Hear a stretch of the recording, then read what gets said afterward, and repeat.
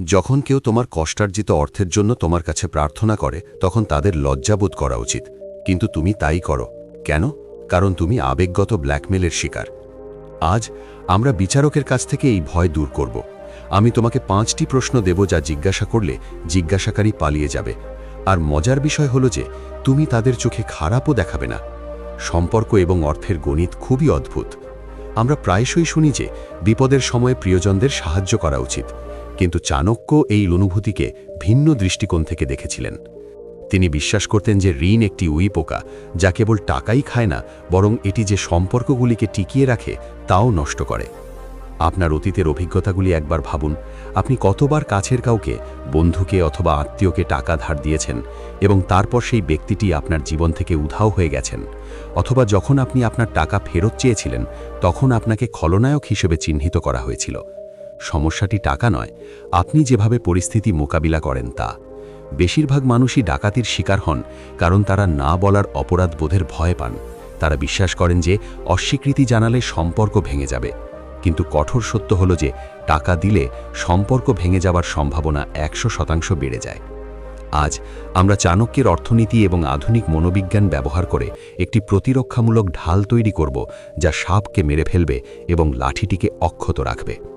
কিন্তু আমরা এই প্রশ্নগুলিতে পৌঁছানোর আগে আপনার চাওয়া ব্যক্তির মনে কি মনস্তত্ত্ব চলছে তা বুঝতে হবে, এবং এটি অবিশ্বাস্যভাবে ভয়ঙ্কর হতে পারে।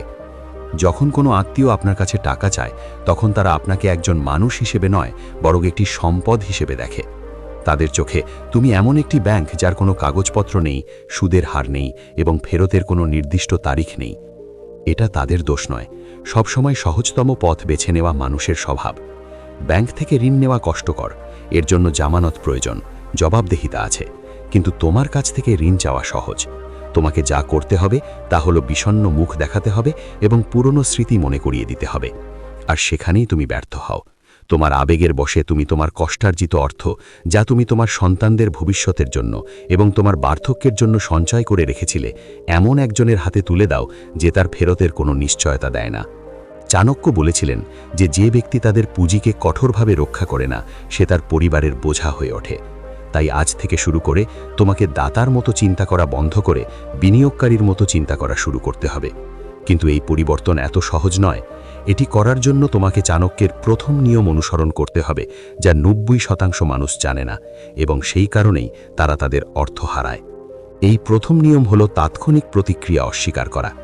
যখনই কেউ তোমার কাছে টাকা চাইবে, যতই জরুরি অবস্থা হোক না কেন, কখনোই যে কোনো পরিস্থিতিতেই হ্যাঁ বা না বলো না। এটা সহজ শোনাচ্ছে, কিন্তু সেই মুহূর্তে চাপ প্রচণ্ড।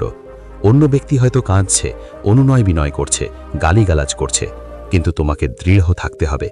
তোমাকে কেবল একটি বাক্য বলতে হবে, আমি বুঝতে পারছি তুমি সমস্যায় আছো, কিন্তু আমার টাকা বিভিন্ন জায়গায় বিনিয়োগ করা হয়েছে। আমার অ্যাকাউন্ট চেক করতে হবে এবং আমার স্ত্রী বা বাবার সাথে কথা বলতে হবে। আমি তোমাকে আগামীকাল বলবো। এই 24 ঘন্টার নিয়ম তোমার সবচেয়ে বড় অস্ত্র। এটি তোমাকে ভাবার সময় দেয়। কিন্তু আরও গুরুত্বপূর্ণ বিষয় হলো যে এটি অন্য ব্যক্তির মিথ্যা পরীক্ষার কৌশল নয়। যদি তাদের প্রয়োজন সত্যিই জীবনের জন্য হুমকির সদৃশ হয়, তাহলে তারা 24 ঘন্টা অপেক্ষা করবে না, তারা অন্য কারো কাছে যাবে। কিন্তু যদি তারা জুয়া, বাজি বা অন্য কোনো তুচ্ছ খরচের জন্য টাকা চাইছে, তাহলে তারা অপেক্ষা করবে। এই 24 ঘন্টার ব্যবধান তাদের কাছে ইঙ্গিত দেয় যে তুমি সহজ লক্ষ্যবস্তু নও, তুমি শুধু তোমার পকেটে টাকা রেখে যাচ্ছ না। ওরা ঘুরে বেড়াচ্ছে, কিন্তু মনে রাখবেন, সময় চাওয়াটা ঢালের মতো, তরবারি নয়। আসল খেলা শুরু হয় যখন 24 ঘন্টা কেটে যায় এবং তারা আবার ফোন করে। এখন তোমাকে ব্যাংক যা করে তাই করতে হবে, কিন্তু নিজের শর্তে। আমরা এখন সেই পর্যায়ে প্রবেশ করছি যাকে চাণক্য গুপ্তচর বৃত্তি বা যাচাইকরণ বলে অভিহিত করেছিলেন। 24 ঘন্টা পরে যখন তারা আবার আপনার সাথে যোগাযোগ করে, তখন তোমার আত্মরক্ষামূলক হওয়া উচিত নয়। তোমার কেন টাকা নেই তা ব্যাখ্যা করা উচিত নয়, বরং তোমাকে আক্রমণাত্মক হতে হবে। তোমাকে প্রশ্ন জিজ্ঞাসা করতে হবে এবং এই প্রশ্নগুলি তাদের উদ্দেশ্য প্রকাশ করা উচিত। যখন কোনো ব্যাংক ঋণ দেয়, তখন তারা জিজ্ঞাসা করে না যে তুমি কতটা সমস্যায় আছো, এটা জিজ্ঞাসা করে যে তুমি কিভাবে তা পরিশোধ করবে। তোমারও তাই করা উচিত, কিন্তু তুমি যেভাবে এটা জিজ্ঞেস করবে তা খুবই কৌশলগত হওয়া উচিত, যাতে তোমাকে বোকা মনে না হয়। তাদের প্রথম প্রশ্নটি করা উচিত, ভাই, আমি সাহায্য করার চেষ্টা করতে পারি, কিন্তু প্রয়োজনীয় প্রিমিয়াম পরিশোধ করার জন্য আগামী 3 মাসের মধ্যে আমার এই টাকা ফেরত প্রয়োজন। তাহলে টাকা ফেরত পাওয়ার জন্য তোমার সঠিক পরিশোধের পরিকল্পনা কি? তুমি টাকা কোথায় পাবে? এই প্রশ্নটি একটা মনস্তাত্ত্বিক বোমা। লক্ষ্য করো, তুমি কখন টাকা ফেরত দেবে তা জিজ্ঞাসা করছো না, তুমি জিজ্ঞাসা করছো কোথা থেকে পাবে। একজন সৎ ব্যক্তির একটি সুনির্দিষ্ট পরিকল্পনা থাকবে। উদাহরণস্বরূপ, আমার ফিক্সড ডিপোজিট শেষ হতে চলেছে, অথবা আমার বেতন আসতে চলেছে। কিন্তু কেউ তোমাকে প্রতারণা করার চেষ্টা করলে এই প্রশ্নটি তাকে বোকা বানাবে। তারা অস্পষ্ট বক্তব্য দেবে, যেমন, আরে ভাই, চিন্তা করো না, আমি টাকা ফেরত দেব, অথবা তুমি কি আমাকে বিশ্বাস করো না? যখন তারা এটা বলবে, তখন বিপদটা বুঝতে পারো। এই বিশ্বাস শব্দটি নিজেই সেই ফাঁদে পা দেওয়া হচ্ছে যার মধ্যে তোমাকে প্রলুব্ধ করা হচ্ছে। এখানে তোমাকে চাণক্যের নির্মম স্পষ্টতা ব্যবহার করতে হবে। তাদের চোখের দিকে তাকিয়ে ফোনে সংযত সুরে বলতে হবে, ঈশ্বরও বিশ্বাসী, কিন্তু প্রসাদ কেবল লাইনে দাঁড়িয়েই পাওয়া যায়। দেখো, আমাদের সম্পর্ক টাকার চেয়েও গুরুত্বপূর্ণ। যদি তোমার ঋণ শোধ করার মতো শক্ত উৎস না থাকে এবং তুমি টাকা ফেরত দিতে না পারো, তাহলে আমি এটা হারানোর জন্য দুঃখিত হব না, তোমাকে হারানোর জন্য আমি দুঃখিত হব, এবং টাকার কারণে আমি এই সম্পর্ক নষ্ট করতে চাই না। দেখো, তুমি কি করেছ? তুমি না বলনি, তুমি কেবল বলটি তাদের কোর্টে ফেলে দিয়েছ। তুমি প্রমাণ করেছ যে তুমি টাকার লোভী নও, তুমি সম্পর্কের রক্ষক। এই যুক্তি তাদের বাকরুদ্ধ করে দেয়। তারা তোমার সাথে তর্ক করতে পারে না, কারণ তুমি সম্পর্কটিকে ঢাল হিসেবে ব্যবহার করেছ। কিন্তু সাবধান, কিছু মানুষ খুব একগুঁয়ে। তারা বলবে, না না, আমি অবশ্যই তোমাকে দেব, আমি শপথ করছি। এই ধরনের একগুঁয়ে দাবিদারদের জন্য চাণক্য এমন একটি ব্রহ্মাস্ত্রের বর্ণনা দিয়েছেন যা তাদের অহংকার দূর করবে, এবং পদ্ধতিটি এতটাই অকাট্য যে আপনি এটি শুনে অবাক হবেন। এই ব্রহ্মাস্ত্র হল সম্পত্তির বন্ধন, অথবা আধুনিক ভাষায় আমরা যাকে জামানত বলে অভিহিত করি। চাণক্য স্পষ্টভাবে বলেছিলেন যে প্রমাণ এবং জামানত ছাড়া প্রদত্ত অর্থ বালির ওপর ছেটানো জলের মতো, তা ফেরত পাওয়া অসম্ভব। যদি অন্য ব্যক্তি তাদের শপথ এবং প্রতিশ্রুতিতে এতটাই সত্য হন, যদি 100% নিশ্চিত হন যে তারা টাকা ফেরত দেবেন, তাহলে তারা আপনাকে কোনো গ্যারান্টি দিতে ভয় পাবে কেন? এখানে তোমাকে তোমার আবেগকে একপাশে রেখে একজন ব্যবসায়ীর মতো কথা বলতে হবে।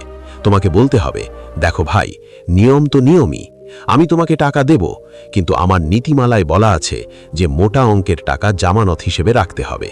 আমাকে একটি পোস্ট ডেটেড চেক দাও, অথবা আমার কাছে মূল্যবান কিছু রেখে যাও। এই শর্তটি নির্ধারণ করার সাথে সাথে 99% মানুষ রেগে যাবে। তারা বলবে, আরে তুমি আমাকে সন্দেহ করো, আমরা ছোটবেলার বন্ধু, আমরা আত্মীয়। এখানে তোমার মন খারাপ করা উচিত নয়। এটা তাদের রাগ নয়, এটা তাদের ধরা পড়ার ভয়।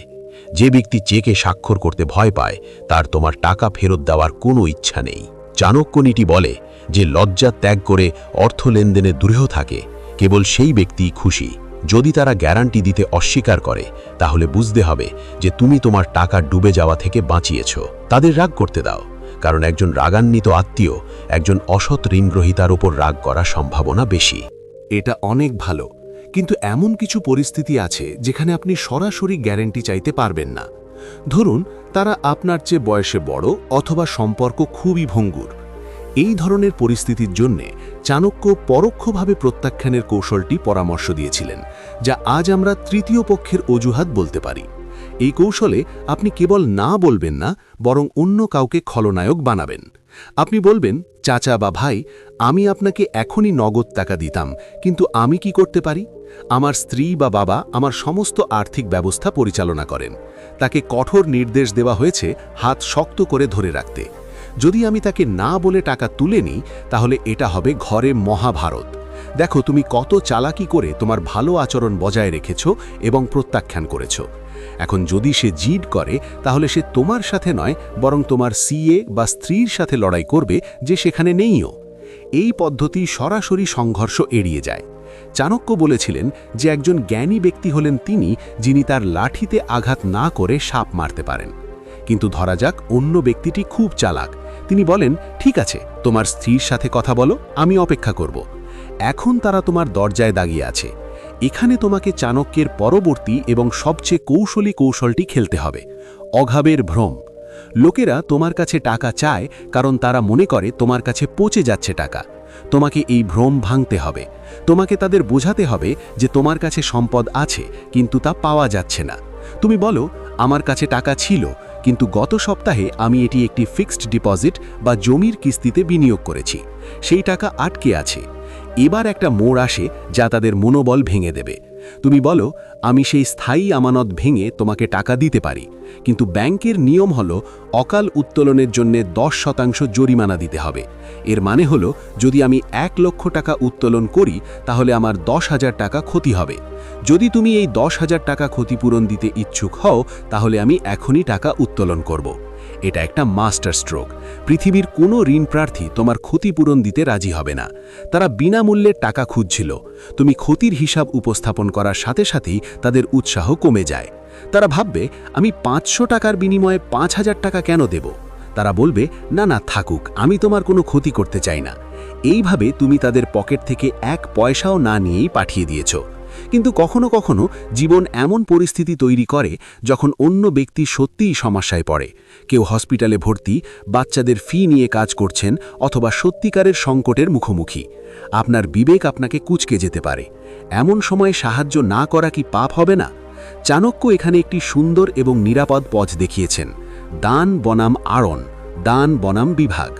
চাণক্য বিশ্বাস করতেন যে আড়ন কেবল সমান মর্যাদার লোকেদের মধ্যেই উচিত হওয়া উচিত, কিন্তু আপনার চেয়ে দুর্বল কাউকে সাহায্য করে আপনি তাদের আপনার শত্রু করে তোলেন। যদি কেউ আপনার কাছে 200 টাকা চায় এবং আপনি জানেন যে তারা তা পরিশোধ করতে পারবে না, তাহলে তাকে 100 টাকা ধার দেবেন না, কারণ যদি আপনি তা করেন তাহলে 3টি জিনিস ঘটবে। প্রথমত, আপনি আপনার টাকা হারাবেন। দ্বিতীয়ত, আপনি যখন চাইবেন তখন আপনার মধ্যে ঝগড়া হবে। এবং তৃতীয়ত, তারা লজ্জায় আপনাকে দেখতে পাবে না। অর্থাৎ টাকা দেওয়ার মাধ্যমে আপনি সম্পর্ক এবং টাকা উভয়েই হারিয়েছেন। পরিবর্তে কৌশলগত উদারতা অনুশীলন করুন। তাদের বলুন, ভাই, আমি আপনাকে এখন 100 টাকা দিতে পারছি না, কারণ আমার টাকা আটকে আছে, কিন্তু আমি আপনার সমস্যা বুঝতে পারছি। আমি আপনাকে 500 টাকা বা 1000 টাকা দিতে পারি, আর আপনাকে এটা ফেরত দিতে হবে না। এটা আমার একটা ছোট্ট পদক্ষেপ, এটা রাখুন। এই পদক্ষেপ জাদুকরী। এর মানসিক প্রভাব বুঝুন। প্রথমত, তুমি তোমার পকেট থেকে 500 টাকা বাঁচিয়েছ। তুমি মাত্র 5,000 বা 10,000 টাকা খরচ করেছ। দ্বিতীয়ত, তুমি সেই ব্যক্তির চোখে তোমার সম্মান বহুগুণ বাড়িয়েছ। তুমি তাকে ঋণী করনি, তুমি তাকে সাহায্য করেছ। তৃতীয়ত এবং সবচেয়ে গুরুত্বপূর্ণ, তুমি নিজের জন্য একটি ভবিষ্যৎ তৈরি করেছ। তুমি লক্ষণ রেখা এঁকেছ। যে ব্যক্তি তোমার দান গ্রহণ করেছে সে আর কখনোই তাকে বড় অঙ্কের ঋণ নিতে দেবে না। পরের বার 1 লাখ টাকা চাওয়ার আগে সে 100 বার ভাববে, কারণ তার মনে এটা গেঁথে আছে যে তুমি গতবার তাকে বিনামূল্যে সাহায্য করেছিলে। আরও চাওয়া নির্লজ্জতা হবে। একে বলা হয় ছোট ঋণের বিনিময়ে স্থায়ীভাবে বড় সমস্যা থেকে মুক্তি পাওয়া। কিন্তু বন্ধুরা, ছোট ঋণের ক্ষেত্রেই এই সব কাজ করে। যদি কেউ তোমার ব্যবসার জন্য, বাড়ি কেনার জন্য অথবা বড় কোনো চুক্তির জন্য লক্ষ লক্ষ টাকা চায়, দানের নীতি এখানে কাজ করবে না। সামান্যতম ভুলও তোমাকে রাস্তায় নামাতে পারে। এত বড় কুমিরের মোকাবিলা করার জন্য চাণক্য কাগজি ভিউ ডকুমেন্টেশন ফাঁদ তৈরি করেছিলেন। এটি এমন একটি ফাঁদ যা থেকে সবচেয়ে ধূর্ত আত্মীয় স্বজনও পালিয়ে যায়। যদি তারা তা না করে তাহলে এটি নিশ্চিত করবে যে তোমার ঘাড় সর্বদা নিরাপদ থাকবে। এটিই চূড়ান্ত এবং সবচেয়ে গুরুত্বপূর্ণ পদক্ষেপ, এবং অজ্ঞতার কারণে হাজার হাজার পরিবার এখন আদালতের মুখোমুখি হচ্ছে। যখন পরিমাণটা বেশি হয় তখন সম্পর্কের মর্যাদাকে কাগজের টুকরোর চেয়েও কম মূল্যায়ন করো না। চাণক্য বলেছিলেন যে লিখিত সম্মতি ছাড়া যে কোনো বড় লেনদেন ভবিষ্যতের বিরোধের বীজ বপন করে। যদি কোনো আত্মীয় ব্যবসা বা সম্পত্তির নামে লক্ষ লক্ষ টাকা দাবি করে, তাহলে আপনাকে অবশ্যই আপনার আবেগকে সম্পূর্ণরূপে দূরে সরিয়ে একজন পেশাদার হতে হবে। আপনাকে সরাসরি বলতে হবে, আমি প্রস্তুত, কিন্তু এত বড় অঙ্কের জন্য আমার সিএ এবং আমার একটি লিখিত চুক্তি এবং একটি পোস্ট ডেটেড চেকের প্রয়োজন হবে। এটি আমার ট্যাক্স রেকর্ড পরিষ্কার রাখার জন্য কেবল একটি আনুষ্ঠানিকতা। লক্ষ্য করুন, আপনি এই সন্দেহকে বলেননি, আপনি এটিকে ট্যাক্স এবং আইনই বলেছেন। যে কোনো আত্মীয় যতই ঘনিষ্ঠ হোক না কেন, যদি তাদের উদ্দেশ্য স্পষ্ট হয় তবে কাগজে স্বাক্ষর করতে কোনো সমস্যা হওয়ার কথা নয়। কিন্তু যদি তারা প্রিয়জনের মধ্যে এটি কী ধরনের লেখা অথবা আপনি কি আমার কথা বিশ্বাস করেন না এর মতো অজুহাত দেখাতে শুরু করেন, তাহলে বুঝতে হবে যে আপনি অল্পের জন্য একটি গুরুতর বিপদ থেকে রক্ষা পেয়েছেন। এই প্রত্যাখ্যান তাদের আসল চেহারা। আপনাকে কেবল হেসে বলতে হবে, শব্দের মূল্য আছে, কিন্তু আইন কাগজকে সম্মান করে, শব্দের নয়, এবং আমি আইনের বিরুদ্ধে যেতে পারি না। এখানে তুমি জ্ঞানী প্রমাণিত হও, কঠোর নয়। এবং পরিশেষে চাণক্যের তিক্ত কিন্তু সত্য শিক্ষা: সম্পর্কের মূল্য নির্ধারণ করা। কখনো কখনো তোমাকে কঠিন সিদ্ধান্ত নিতে হয়। একটি সম্পর্কের জন্য কি টাকা হারানোর যোগ্য? যদি কেউ তোমার সাথে সম্পর্ক ভেঙে ফেলে কেবল তুমি তাকে টাকা না দেওয়ার কারণে, বিশ্বাস করো সেই সম্পর্ক কখনোই ছিল না। এটি কেবল একটি চুক্তি ছিল যা তুমি প্রত্যাখ্যান করার মুহূর্তে ভেঙে গিয়েছিল। এত ফাঁপা সম্পর্কের বোঝা বহন করার চেয়ে একা হেঁটে যাওয়া এবং তোমার কষ্টার্জিত গর্ত রক্ষা করা ভালো। চাণক্যনীতি শিক্ষা দেয় যে আত্মরক্ষাই সর্বোচ্চ ধর্ম। যখন তুমি তোমার আর্থিক সীমানা রক্ষা করো তখন তুমি আসলে নিজেকে এবং তোমার পরিবারের ভবিষ্যৎ রক্ষা করছো। না বলা স্বার্থপরতা নয়, এটি আত্মসম্মান, এটি সাহস। এবং মনে রাখবেন, পৃথিবী তাদের সম্মান করে যারা তাদের সম্পদকে সম্মান করে, যারা তাদের ভাণ্ডার সকলের জন্য উন্মুক্ত করে।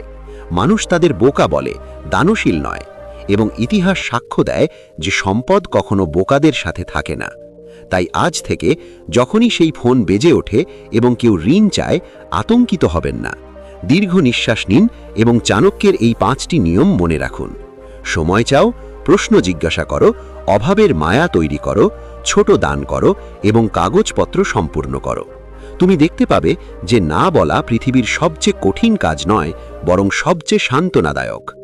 চাণক্যের এই আর্থিক প্রতিরক্ষা কৌশলে যদি তুমি তোমার সমস্যার সমাধান খুঁজে পেয়ে থাকো, তাহলে এখনই কমেন্ট বিভাগে আমার টাকা, আমার ভূমিকা লিখো। এটি একটি সংকল্প হবে যে আজ থেকে তুমি কাউকে তোমার কষ্টার্জিত অর্থের অপব্যবহার করতে দেবে না। আর হ্যাঁ, এই ভিডিওটি তোমার বন্ধুবান্ধব এবং পরিবারের সাথে শেয়ার করো যারা প্রায়শই তাদের সততার কারণে প্রতারিত হয়। সম্ভবত এই ভিডিওটি তাদের সাহায্য করবে। আপনার জীবনের সঞ্চয় রক্ষা করুন। আমাদের চ্যানেলটি সাবস্ক্রাইব করুন, ভুলে যাবেন না।